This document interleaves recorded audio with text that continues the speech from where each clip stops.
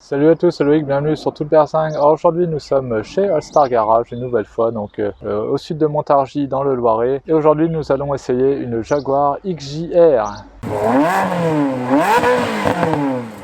Alors voilà la bête, Jaguar XJR V8 superchargeur de 2003. Donc une grosse limousine de luxe, mais à caractère sportif, puisqu'elle est équipée d'un moteur 4 litres 2 V8, 32 soupapes de 405 chevaux. Couplée à une boîte automatique 6 rapports. Alors évidemment, comme c'est une grosse berline Jaguar, elle est assez lourde, elle fait 1800 kg et du coup elle atteint le 0 à 100 quand même en 5 secondes 3, donc c'est quand même pas mal du tout en performance. Alors au niveau design, personnellement j'aime beaucoup cette voiture, hein. Je l'aimais bien, donc dans les débuts des années 2000, pour moi c'est les meilleures années d'ailleurs pour les voitures. Et pour moi c'est aussi les dernières Jaguar qui sont de vrais Jaguars, que ce soit par le design ou par l'intérieur, donc ça on le verra juste après. Alors déjà le design, voilà, là on a les 4 feux Jaguar, hein, typiques. On a le signe Jaguar là, c'est incroyable, c'est un peu comme le Rolls Spirit of Ecstasy, mais là c'est voilà, le Jaguar de chez Jaguar. Alors c'est une voiture qui sera vendue aux enchères demain.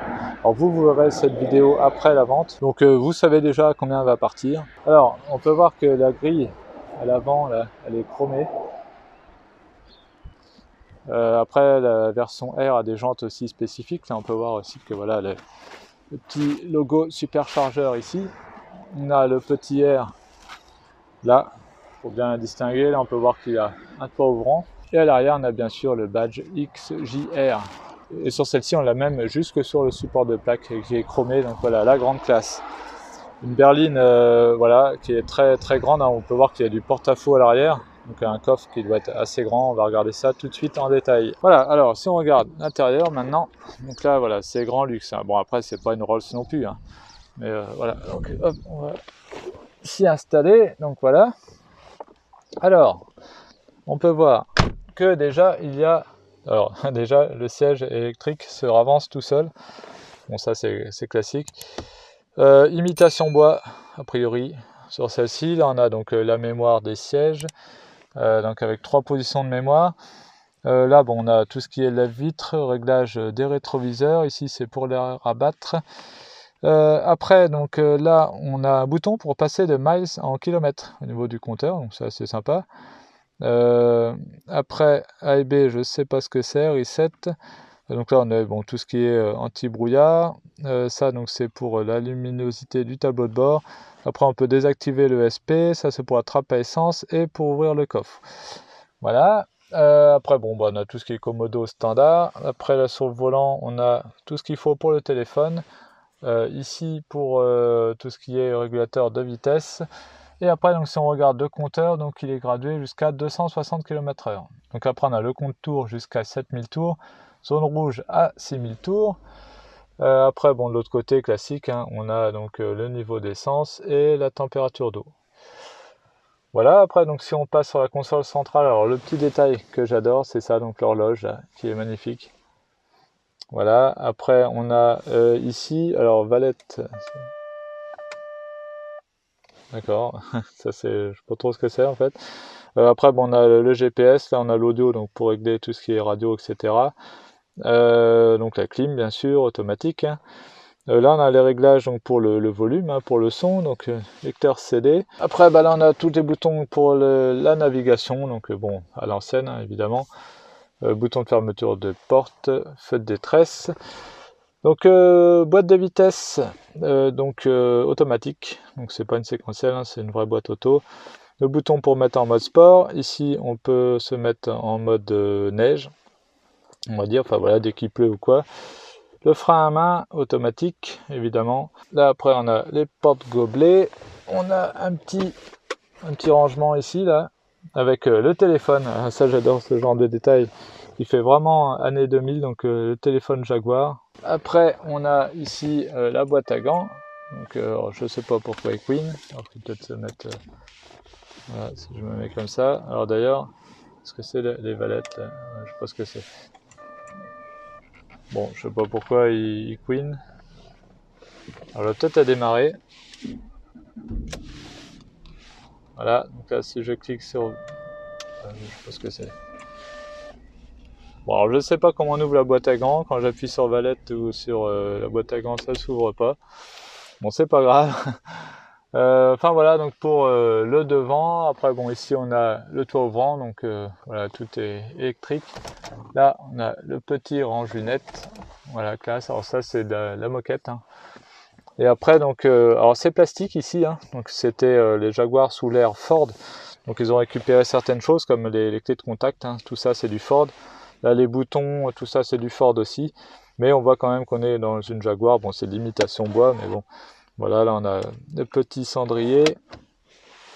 Donc voilà, après, bon, c'est quand même plastique, mais cuir quand même. Là, voilà, on peut voir qu'on a du cuir partout ici. Bon, voilà. Voilà la bête, donc le V8. Donc de 400 chevaux, un peu plus de 400 chevaux. Bon bah en fait il n'y a pas grand chose à voir, tout est caché par du plastique. On peut juste voir qu'il y a marqué superchargeur dessus, donc c'est une alternative au turbo qui lui rend ce son si particulier, vous allez l'entendre après quand on va faire l'essai de la voiture. Alors maintenant je vais vous montrer la taille du coffre. Alors le plus simple pour l'ouvrir c'est de prendre la clé, donc on peut voir que c'est une clé Ford. Hein. Tac, et regardez, ouverture électrique, attention. La taille du coffre.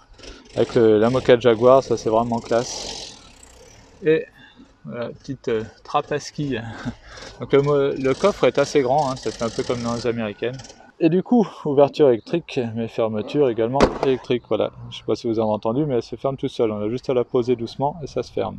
À l'arrière, on peut voir qu'il y a pas mal de place. Hop. Donc là, si je m'assois, alors celle-ci, bon, ça ne doit pas être d'origine, mais elle est équipée d'un lecteur DVD, voilà, pour les enfants. Sinon d'origine là, bah, on a allume-cigare, la ventilation ici. Donc voilà, après à l'arrière on est bien installé, comme dans des canapés. On a de la place au niveau de la tête. Et voilà, les appuis-têtes sont bien rembourrés, donc on est bien. Alors voilà, on est parti donc avec Florian de chez All Star Garage. Bonjour à tous. Comme d'habitude. Ouais. Donc dans cette Jaguar XJR.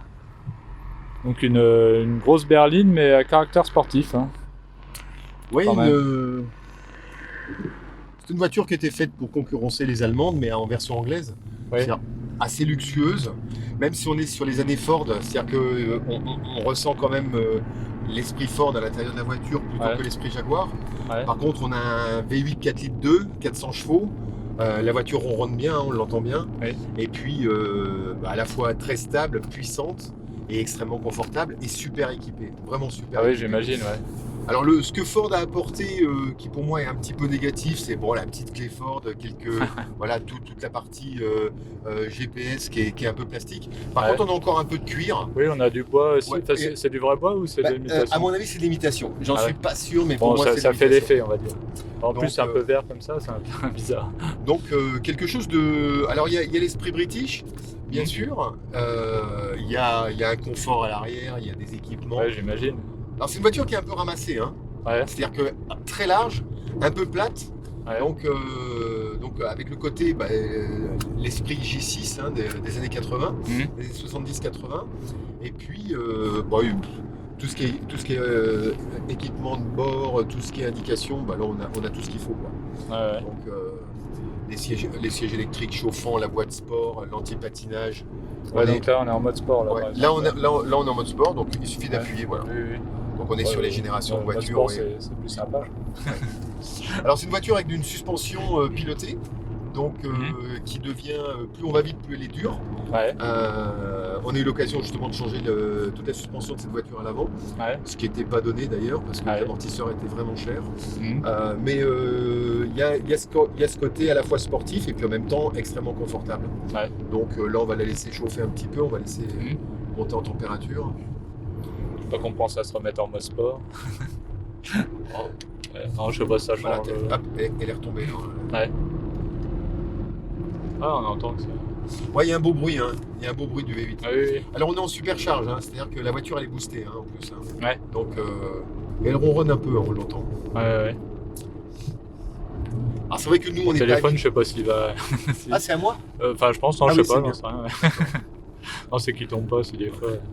Donc on est vraiment Sur des voitures que nous on qualifie de modernes, c'est-à-dire que c'est à la fois tu as la fiabilité, à la fois...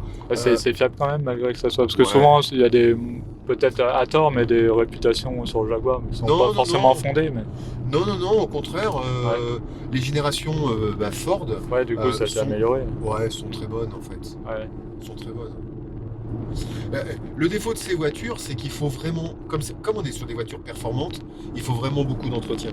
Et la plupart du temps, les gens, d'ailleurs je crois que c'était le cas de la voiture quand elle arrive au garage pour la vente, c'est que changer les deux amortisseurs, il y en a pour 4 000 €. Alors tout le monde ne le fait pas.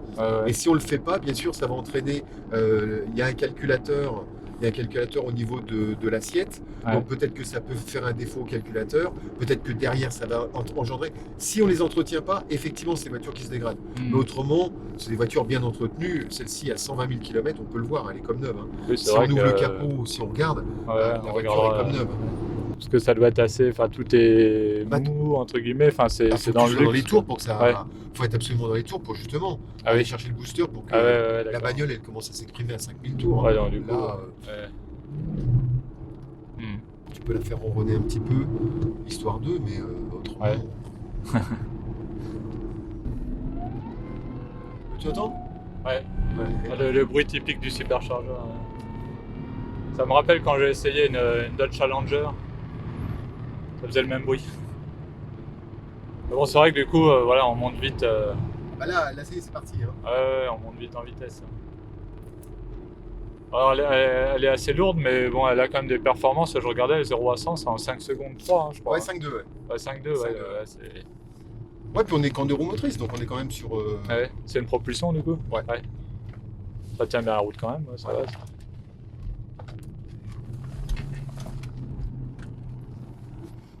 Et ça, c'est une voiture, pour revenir sur la fiabilité, tu peux 300 000, 400 000 km. À partir du moment où on a de l'entretien, c'est des voitures qui marchent bien. Oui. Après, je ne sais pas sur les spécificités que sont justement la notion de supercharge ou des pièces spécifiques. Je n'ai pas d'idée si ça se répare ou si on peut en avoir. Mais à ma connaissance, c'est quand même des voitures très fiables. L'héritière de ça, c'était les J6 qui étaient aussi des voitures fiables. Ce qui n'allait pas dans les Jaguars, c'était la corrosion. C'est pour ça que la plupart, elles étaient. Tout est en douceur, on sent rien. Enfin, c'est une vraie boîte auto, de toute façon. Là-dessus. Là, on est à. Tout est linéaire. Quoi. On est passé de 80 à. En peu de temps, malgré une tonne 8. Quoi. Par contre, on n'a pas la sensation du coup de pied. Oui, c'est pas ce qu'on lui demande non plus. C'est un peu comme une limousine pour pas presser. C'est ça.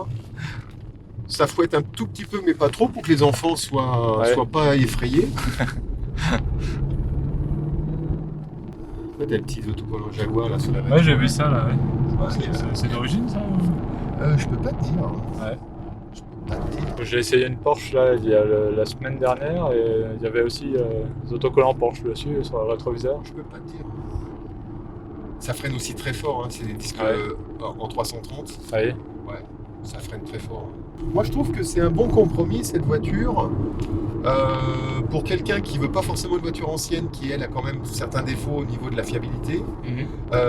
C'est une voiture qui est plutôt luxueuse dans le sens où elle a une ligne qui a marqué un peu, qui n'est pas très récente, mais qui a quand même marqué certaines années. C'est des voitures qui sont quand même hyper sportives, quelque part qui sont exclusives parce que la ligne R de chez Jaguar, c'était quand même les modèles sportifs.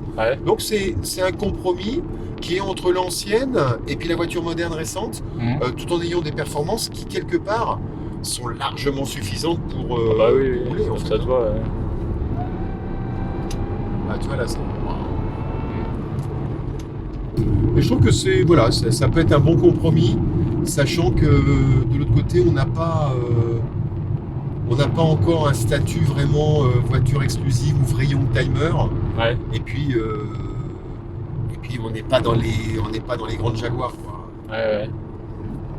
Quand Ford a repris Jaguar, son ambition c'est d'en vendre plus et de remettre Jaguar accessible au marché, alors qu'avant Jaguar était une voiture un peu élitiste avec ce côté notable anglais, alors que d'ailleurs qui était perdu en France. C'est la raison pour laquelle Jaguar avait été en difficulté et que Ford l'a repris en fait. Donc, ça consomme beaucoup ça d'ailleurs? T'es entre 10 et 17 litres quoi. D'accord. Ouais. Quand tu roules normal, t'es sur une conso à 10 litres. Par contre, dès que t'appuies... On pourrait presque retourner au Templier avec celle-là. Ah, vous y avez été tout à l'heure? Non, mais c'est quand on était avec la Bentley, tu sais, on était... Ah oui. Donc là, on avait tous les modèles, avec le CD, avec la voilà. Ouais. Allez, on est parti. Bon. Voilà. Allez. Voilà Loïc, au volant. En drive. Drive mode sport, t'es bon. Ouais.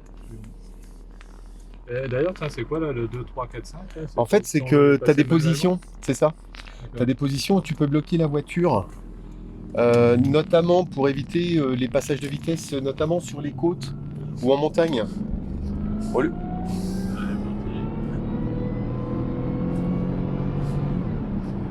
Elle siffle un peu, hein. Ouais. Tiens, un beau biker. Ouais.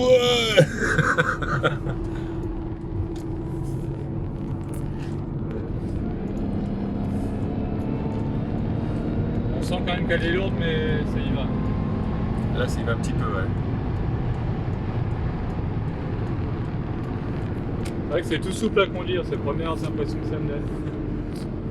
Ouais, c'est ce qu'on appelle, enfin moi c'est ce que je qualifie un peu de berline sportive familiale, c'est-à-dire que le papa il voit que la vitesse elle augmente, mais à l'intérieur les gens sont plutôt bien traités quoi. Ouais. Donc c'est vrai que tu arrives à 200 sans trop de problèmes là-dessus. Ouais. Mais c'est pas brutal et c'est pas, c'est mais c'est confortable en fait. Voilà, on sent que ça pousse, c'est linéaire. Tout se fait en douceur. Donc là on n'a pas mis la radio la plus ACI énergie, une radio de jeune. Là, les Templiers, un jour on s'arrêtera prendre une coupe de champagne. Ouais. On sent que le gabarit il est quand même assez... Ouais, c'est large, hein. Ouais. C'est large, c'est long. De mémoire, on est monté en 2,45 sur les... On est quand même... Ça nous plaque dans le fond du sèche quand même.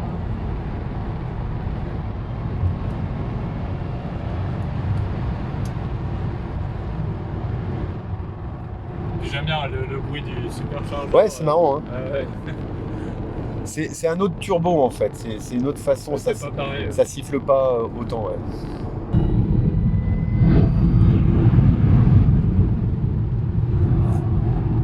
En fait, elle te va bien cette voiture, Loïc. Elle te va très très bien. Il y a tout est auto.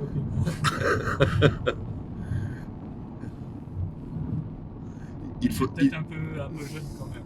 Ouais, je suis d'accord. Pour moi, c'est le côté, justement, c'est pour ça que cette voiture, je la trouve à la fois bien, mais en même temps, il lui manque des trucs parce que elle est quand même institutionnelle. Elle est sportive, mais pas assez pour attirer les gens qui aiment les vraies voitures sportives. Ouais. Et puis en même temps, il y a un petit côté Jaguar, c'est un petit côté pépère. C'est-à-dire qu'elle joue sur tous les plans et en même temps, elle n'arrive pas, pour moi, à se positionner réellement. Au même titre que c'est vrai qu'elle est luxueuse, mais c'est pas une Bentley ou c'est pas une Rolls là. Et puis en même temps, elle est sportive, mais c'est pas non plus le coup de pied au cul avec 550 chevaux. Donc non, mais enfin c'est plaisant à conduire et c'est plus original qu'une berline allemande. Donc rien que pour ça, je préférais la Jaguar. Et puis c'est plus rare, hein. IGR, on n'en voit pas beaucoup, hein. Ça rappelle un petit peu la Bentley qu'on avait essayé ensemble. Bon, c'est moins luxueux forcément, mais la conduite c'est un peu... Ouais, elle est plus moderne aussi. Ouais. C'est moderne. C'est un peu ça. Waouh. Ah, ça l'emmène un peu. C'est sûr que voilà, quand il y a un petit peu d'inertie parce que bon, la voiture est lourde, mais ça l'emmène bien quand même.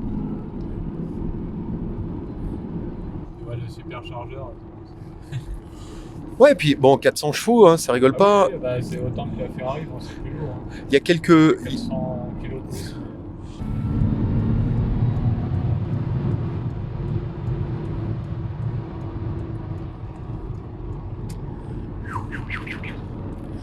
V8 400 chevaux, le supercharge, on est quand même monté très large, on est sur une voiture qui est plutôt basse, donc il y a quelques atouts par rapport à ça. J'aime bien le design de cette Jaguar. Ouais. Les Jaguars plus modernes ressemblent moins à des Jaguars, je trouve. Ah bah là, elle a vraiment le design.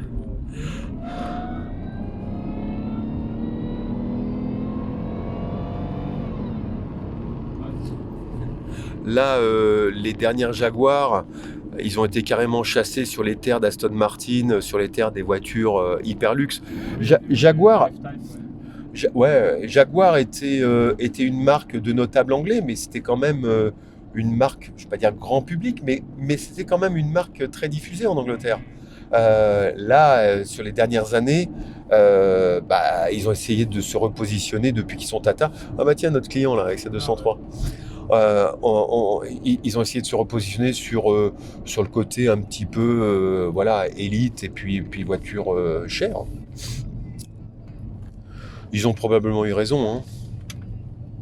Bah oui, faut pas leur reprocher. Alors que quand on prend, il y a celle-là, il y avait la X-Type, la S-Type.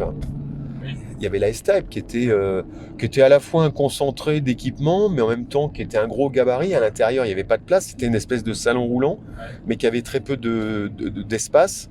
J'aime bien son design de la S-Type. La S-Type extérieure était terrassée, mais c'est une voiture qui n'a pas eu de succès en fait. La réputation de la S-Type, c'était qu'on pouvait avoir une voiture type BMW pour 150 000 francs de moins. Donc alors pour 20 000 euros de moins, 20 000 euros de moins. Donc c'était pas tellement le but de l'opération à l'époque. Et les S-Type, je sais pas, on en voit très peu, hein. Très très peu. Et à ma connaissance, il n'y a ni de demande et les prix sont bas. Après, ça n'empêche pas qu'on peut se faire plaisir avec une S-Type, bien sûr. Oui, j'ai déjà fait un tour dans une S-Type R. Et c'est sympa. Hein. Il y a un superchargeur aussi. Hein, c'est la même.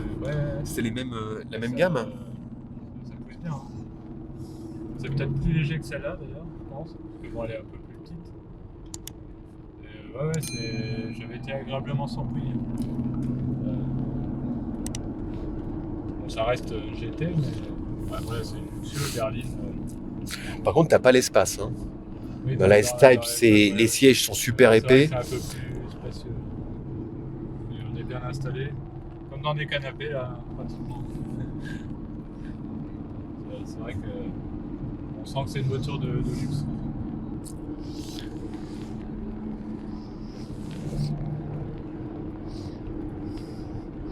Tu t'énerves là. Tu veux le manger le...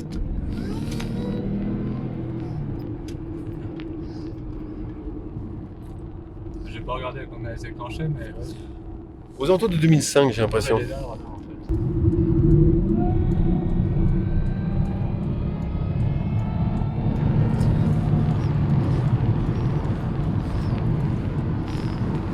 On sent qu'elle est assez précise, assez souple à conduire. C'est vraiment agréable. Ça se conduit super bien. Bon voilà, de retour chez All-Star Garage. Cette voiture sera en vente demain aux enchères. Alors je sais pas combien elle est estimée celle-là à peu près. Moi je l'ai estimée entre 12 et 15 000 euros, sachant que c'est une voiture qui est en parfait état, sachant que c'est une voiture qui a 120 000 km. L'estimation de 12 ou 15 000 euros peut être considérée comme un peu haute.